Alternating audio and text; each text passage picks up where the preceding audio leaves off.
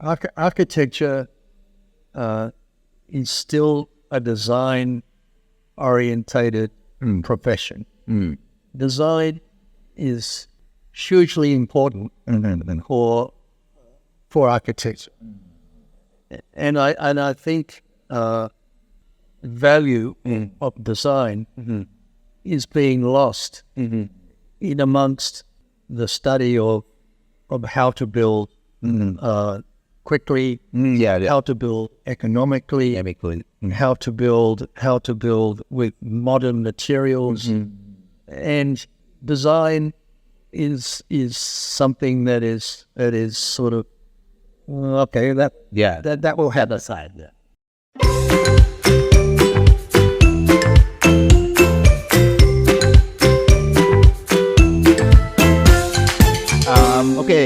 Selamat pagi. Nah, di sini sedang pagi, sahabat arsitektur Warmadewa. Hari ini kita berkesempatan untuk ngobrol bersama Pak Martin Crown.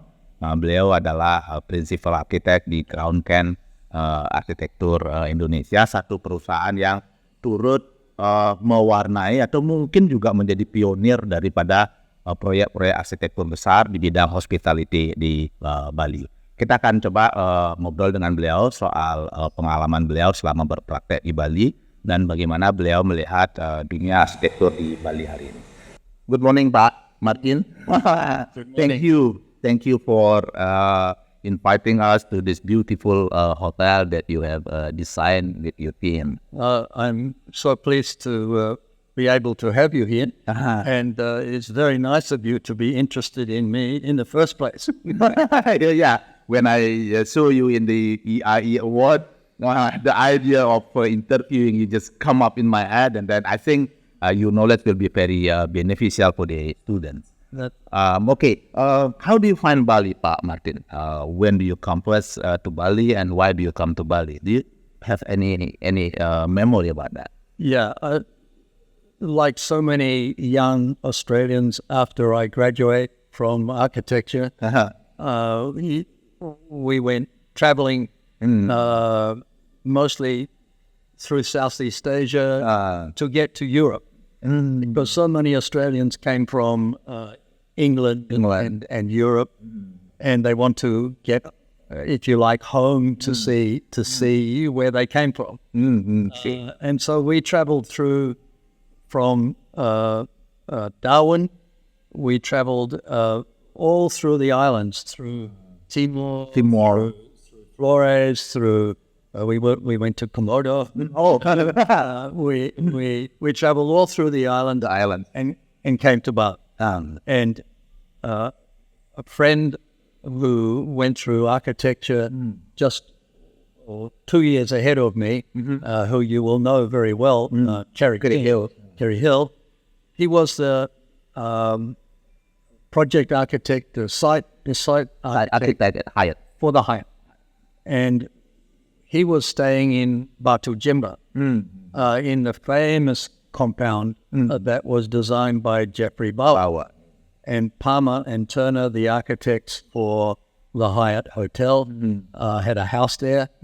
Kerry was staying there. The Hyatt was just finished when we got here. It would have been like 1973.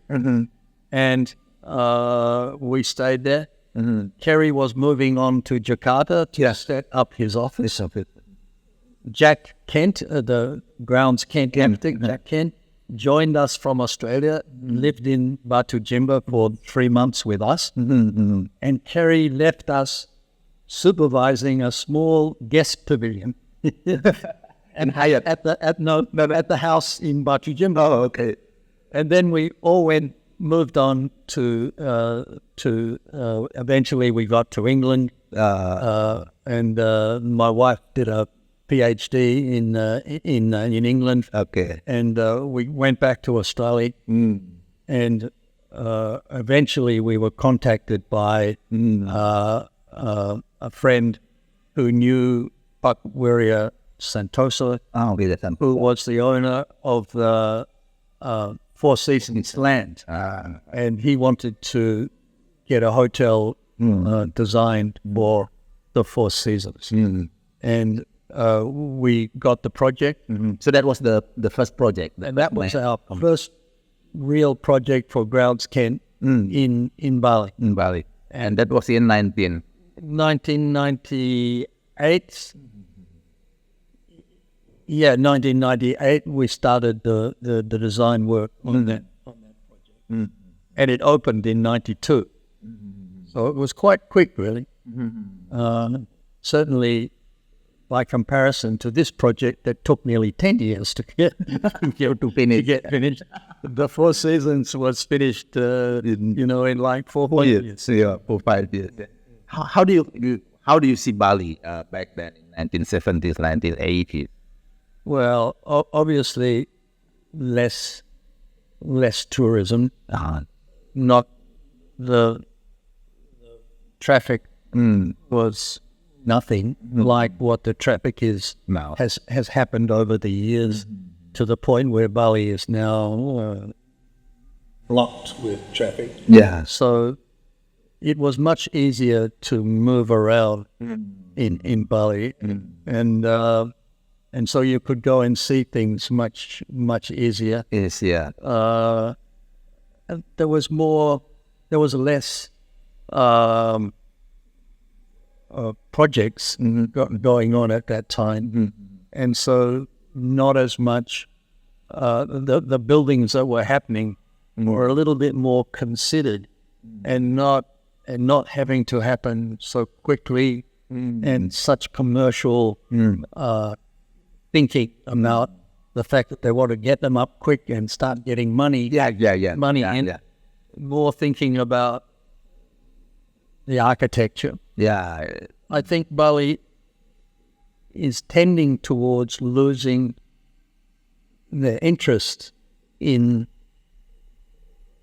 proper consideration for Balinese architecture. And this is sad, I think, that the traditional values of Balinese culture, the traditional Balinese architectural forms, Wantalam pavilions, Bale, etc., are being ignored by the architects who are coming from outside. Yes. And even the students who are going through are more interested in what they are seeing in the international magazines, and than they are in evaluating how they can incorporate modern requirements with Balinese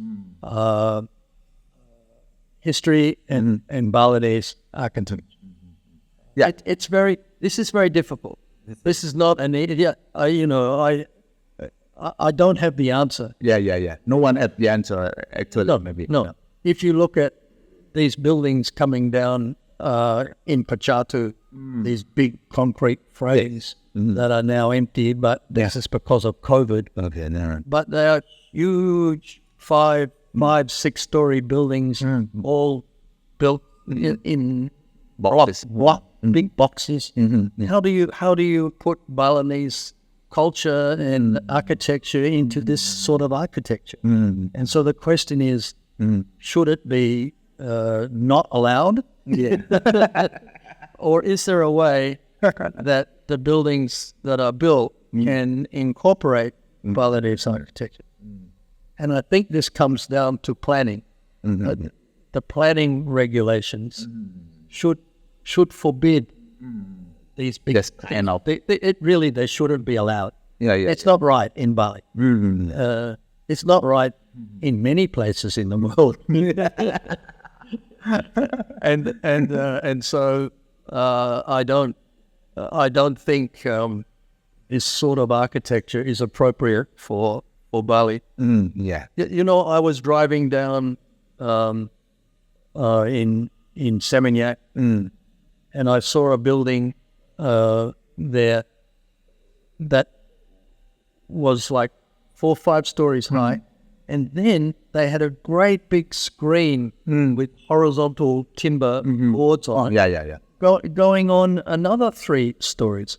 So in the end, this building is like 9 stories high. And Bali has a regulation that says nothing above the palm trees, 15 meters high. Yeah, it was. Well, this building was 30 meters plus. Yeah. And it destroys the qualities that are true Bali. And I would like to see the planning departments being much more strict on what is allowed to be built in Bali. It doesn't mean you have to build traditional Balinese buildings, but the scale and the feeling of Bali should be incorporated into these buildings. Yeah. And that's what we tried to do here. Yeah. Yes. I think in most of your project, you do the same, let's say, ideas. How do you see Bali? And then you particularly our first project, the Four Seasons. The Four Seasons. We studied Balinese traditional architecture. How do you study? How do you approach the traditional? Warmadewa Jaya's first book. Yeah. the big large photocopy books.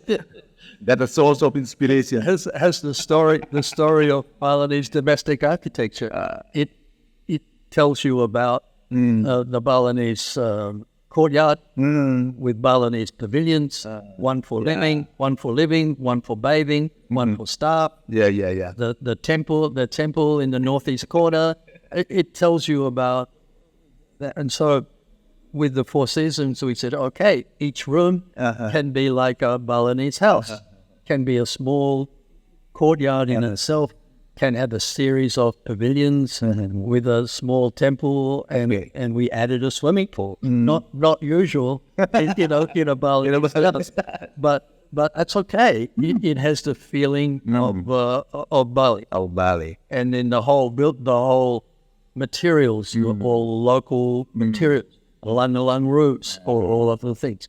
The lobby is a Wantilan pavilion, etc. This was our first project in Bali, and ever since then we have wanted to continue the feeling of Bali within our buildings, even though a lot of them, particularly this last one at Jumeirah, departs quite significantly from that first project, which is real Bali. Yeah. This one, as we were talking earlier, this one is borrows from colonial architecture. It borrows from the Taman Ujung water palace, built in the 1900s. In Yanya, in Karangasem, sorry, and is not true Bali at all, but you walk through this and you get the feeling in Bali.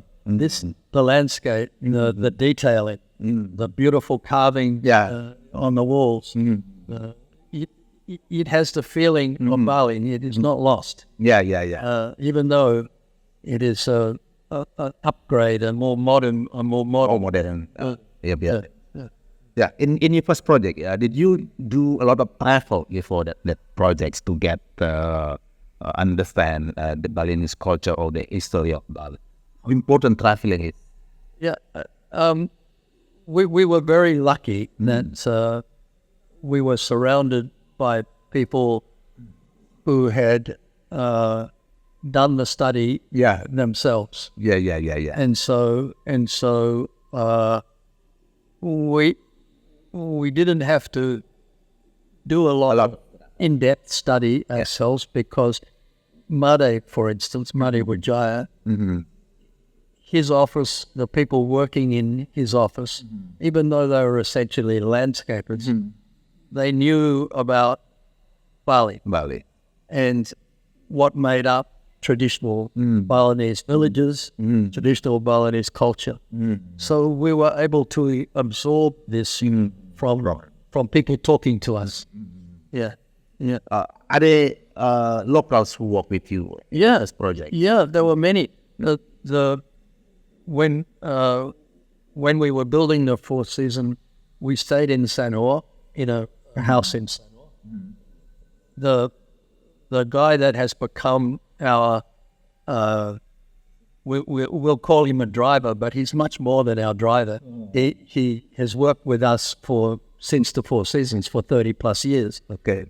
He lives in a village in Tabanan, and he really understands the ceremonies, the culture of Bali. And he, as we're driving along, we are asking him questions.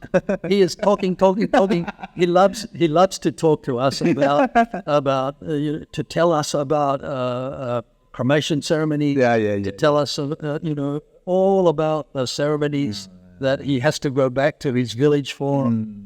We learn from the local people that we come into contact with. And if you're interested, then the best teachers are the people who actually live here. It's not from books. Not from books.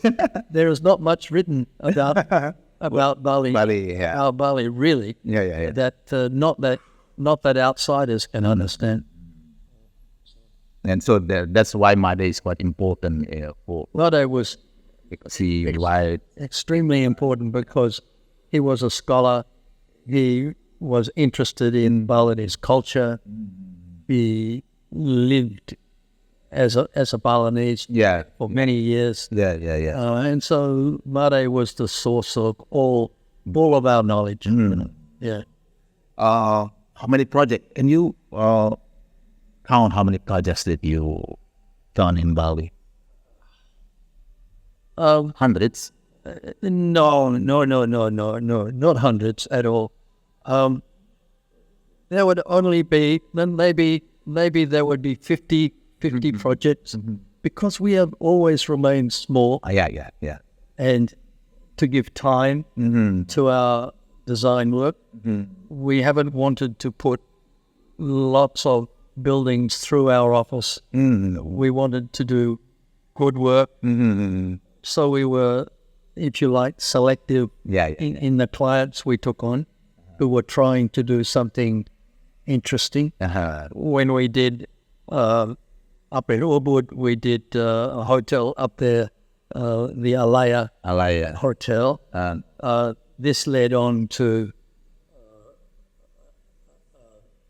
Amnaya down in next to the Waterboom Park, which led on to Jimbaran Hotel up in Ubud, all from the same client, who were all wanting our kind of architect. And so most of our clients who we've started with have wanted our kind of architect, wanted to continue it.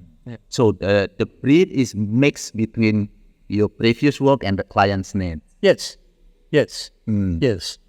So they have known you before from your works, Yes, from our works, and of course nowadays people troll the website of everybody. I have people ringing me now all the time saying, "We have seen your work on your website."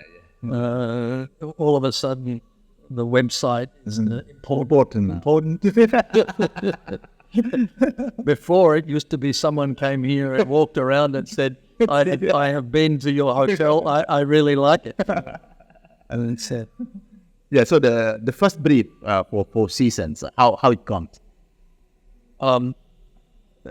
Luckily, Four Seasons were very interested to come to Bali. And Four Seasons were run by a very famous hotel person called Bob Burns, Robert Burns. And they were based in Hong Kong. They had a famous hotel in Hong Kong, and Four Seasons. And Wiria, the owner of the land, contacted them and said, "Would you like to build to operate a Four Seasons in Jimbaran?" And luckily, because Wiria's family thought he was crazy building on the Bukit, At that time, no hotels on the book at all. So everybody thought, to build a hotel on the Bukit was madness. Yeah. But luckily, this guy, Robert Burns, could see that when we first came to Bali in 73, the Oberoi was being built.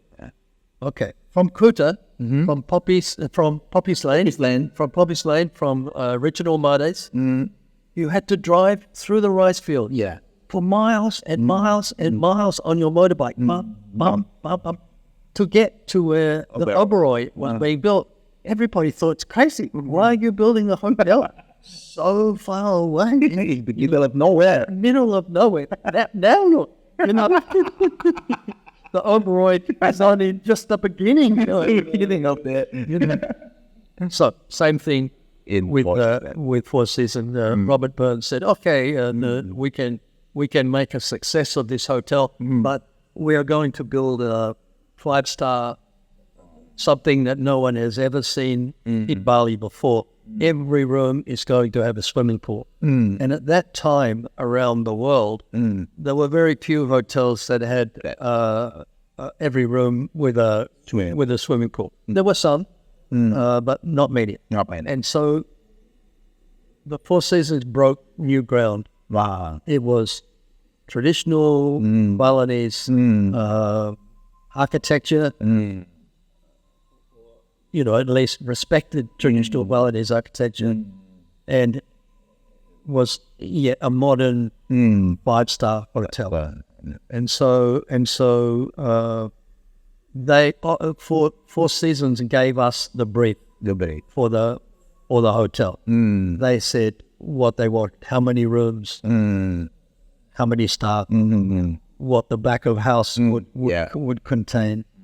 We were beginners at that stage.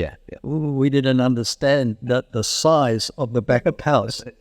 If I take you underneath this building, there's a small city underneath here. There are nearly 4 staff for every guest in this hotel. Wow. And they all have to get changed. They all have to get managed. All the buggies, all the maintenance of the buggies, all the housekeeping, all the laundry. It's huge. The back of house is an enormous part of these big hotels. Not so big for the small hotels, but still required. And for the workers, maybe at the time, the local people, they don't understand how to build big buildings. Do you have some knowledge with the local workers? Are they Balinese or maybe they are not from Java? Most of the time, we are working with contractors who have experienced mandors in their company, and the owning company usually has a bule who hopefully has worked in Indonesia and understands construction. And so you get a combination of good Indonesian contractor. We have worked for many years with Tunis Jaya in Sanur. Tunis Jaya are a very good contractor, like you would find in any developed country like Australia. They are Tunis Jaya are very good contractors. So it hasn't been a problem for us to build the buildings because the contractors were already here and able to build things. Structural engineering, biggest problem is mechanical, electrical, and plumbing. Plumbing, big problem. Yeah, because traditional Bali architecture doesn't have plumbing. And so a 5-star hotel needs good plumbing. So usually our consultant companies either came from Jakarta or came from outside. Yeah. For the MEP. The MEP, very difficult to find in Bali. And only now there are people in Bali who are up to speed with mechanical and electrical plumbing. Even now, mostly they're going to come from Java. From Jakarta. From Jakarta. That's right. You design here in Bali. In the southern part, and then also in Ubud. And do you also design in Lombok or in different island in Indonesia? We have a project over at Penida that it's suffered badly in COVID, and it had to stop during COVID. Just starting again now, and this uses traditional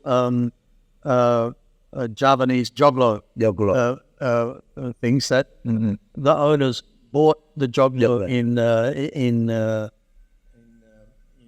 Java, brought them here, and we have used them for the hotel. I'm wrong. Where's Radna? They're not joglo, are they? They're not joglo. They are. What is the name of the little houses that they build over there?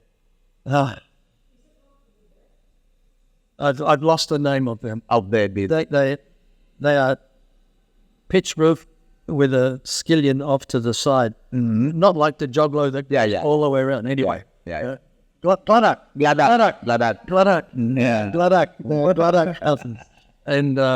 And so Penida, we've had lots of inquiries, and we've done design for other islands, but we haven't managed to get anything built in Lombok or Flores. I would love to build something down in Flores, but not yet. Now they are also developing very fast. The Komodo Island. Absolutely. Yes. Do you think when we decide in such islands, which is different from Bali, the element of history and culture is also important? Hugely important. Why would you go into Flores and ignore the local culture? I'm sure there is a local way of building down there. That the houses that they build at Flores will be quite different to the way that the traditional house is built in Bali. And one needs to study that.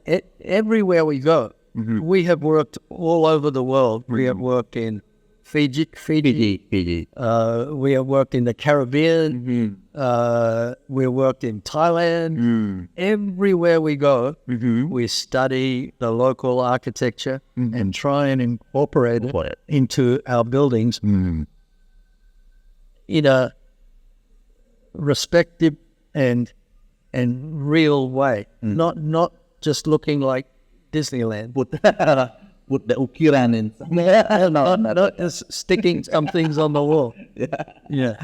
But from the beginning, you start approaching the culture. Absolutely. Our design philosophy is, first of all, look at the local culture and respect the culture and respect the culture of building.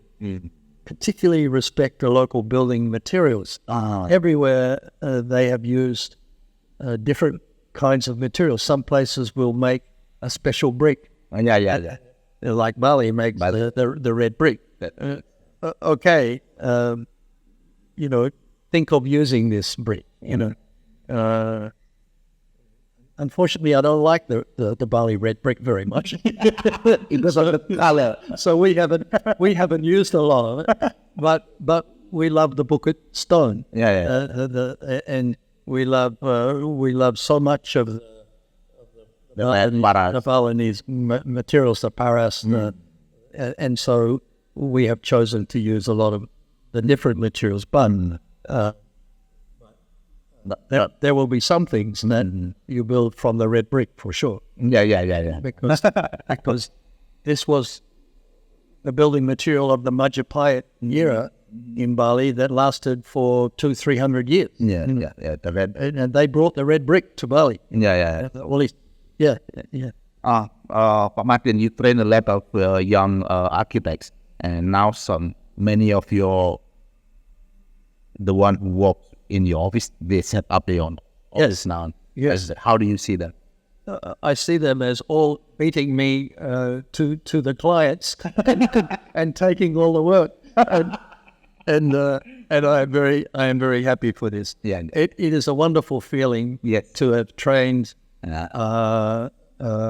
architects who then go from your office and set up their own practice and make a success. There can be nothing more satisfying than being able to train people, and then you are training young people to come up, and they will work in my office, and so the wheel keeps moving, keeps turning. Yeah, but yes, no, it's wonderful and I hope the guys who've come through our office have taken our philosophy and are extending on it. You know? Yeah. I think that's makes it GKAI very important here in Bali, because you spread the knowledge and spread the skills to the many young offices now. Yes, and I think Jimbaran is very successful now. Yes, he's one of our very early staff. Yes, and Ari and Sylvia, we had to let them go at the beginning, in the middle of COVID. They set up their own practice. And they have more work than they know what to do, which is great. It's really good. Yeah, okay. From our conversation, I've got that Bali is interesting for Australians. Is it still the case now? That the Australians still going to Bali? Absolutely. Everybody in Australia knows about the uniqueness of the Bali culture, and they come here not for the beach so much as to experience the Balinese culture, and for this to be lost and for this to be difficult to get to is a very worrying thing for Bali. But Australians love Bali for its culture. First, number one thing is for its culture. Yeah. So they come here because of they come here for that. Culture. To experience a ceremony happening on the beach. To experience a temple ceremony going on. To see the Bali market. Like on the way here this morning, I passed through the Jimbaran market. There are offerings, little stalls with all the offerings, that people can buy to take home. Built for their house temple. This is fascinating. Something that you can see. You cannot find that in Australia. Anywhere in the world. We don't have that culture. We don't have that culture. So it's unique. Yeah. So from that point, I see that how important Australian for Bali and how important Bali is for Australian. Yes. And then we have proselytizing our relationships. Yes. Both for Australian and also for the Balinese. Yes. Because tourism in Bali has a strong connection with Australia for that kind of thing. Yeah. It is very disappointing that Australia makes it so difficult for people from Indonesia, Bali included, of course, to come and work in Australia. This needs to change. There are people working very hard to make this change. Because up until now, your students, when they want to come and work in Australia, it's very difficult. And this is not right. Where there should be very good exchange. Yeah. Because in business we have very good relationship. Yeah. Right. Back to your training as a student in Australia as an architecture students, how important is culture trained in your classes? Culture, or you mean of macular architecture? Do you also learn about that when you are a student? Oh, most definitely. Yeah, most definitely. Yeah, no, it's all part of the course and an important part. Yeah. And then you see in Bali, you use that kind of knowledge when you start working on Bali. Yes. Like everybody who goes through an architectural course is not necessarily interested in the history of architecture. And so there are those who want to go out and build prefabricated buildings, and there are those who are interested in culture and the heritage qualities of buildings, and so there is a mixture that graduate from any architectural course. But certainly in terms of the teaching, we call it the history of architecture. And it's an important part of the course. But most of the students, they hate history subject. I think these days it is taught in a more interesting way. In the old days, it was far more looking in books and stuff, and now there are so many videos and channel and the way that you and people who are making podcasts and interviews with famous architects. You can see an interview with some famous guy, and pick up the knowledge from that, and I think that's very interesting. You can't go back and interview Frank Lloyd Wright, unfortunately, but you can interview people who have studied Frank Lloyd Wright, and pick up a lot on them. So I think history of architecture can be not a boring subject, can be interesting. Okay, maybe for the last questions, do you have any message to our students? You are our grandfather. Yes, look, I think architecture is still a design-orientated profession. Design is hugely important for architecture, and I think a lot of the value of design is being lost in amongst the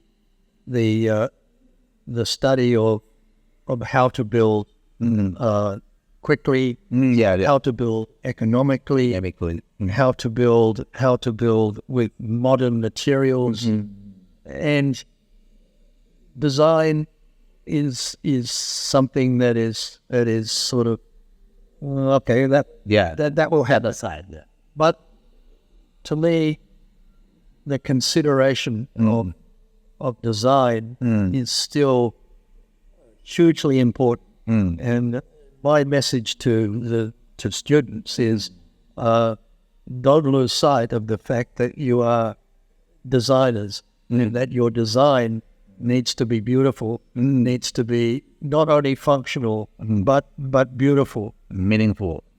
And what we tried to do here was put a group of buildings in a setting that, in the end of the day, is aesthetically very pleasing to the eye. It's called a Majapahit water palace. Well, if you are a historian about Majapahit water palace, you walk around here, you say, I don't think so. This is not traditional Majapahit water palace. But this borrows, it's inspired by the Majapahit era. It's inspired by Bali culture. It's inspired by beautiful designed buildings in a setting that looks aesthetically pleasing. And I think that's what architects need to do, to design very attractive buildings. Doesn't mean they have to be looking old. They just need to be well designed. And it's hard to do. Not easy. You have to work at it. You have to work at it. Okay, thank you, Pak Martin. It's my pleasure. Yeah, My it's a pleasure to talk to you, and I think me as a Balinese, I got a lot of inspiration from your works. I see your works in magazines since I was a new student in architecture. I see a lot of books containing your works, and I also learned a lot from Made. Talk a lot with Made about your works. And once again, thank you for your time. And hopefully we can see the. Yes, I'm very curious. Yeah. So thank you. Thank you. Yes. Sahabat arsitektur Warmadewa, jadi kita berterima kasih kepada Pak Martin yang sudah meluangkan waktunya kurang lebih 1 jam untuk ngobrol. Nah, berikutnya kita akan coba lihat proyek ini berkeliling. Thank you, Pak. Terima kasih.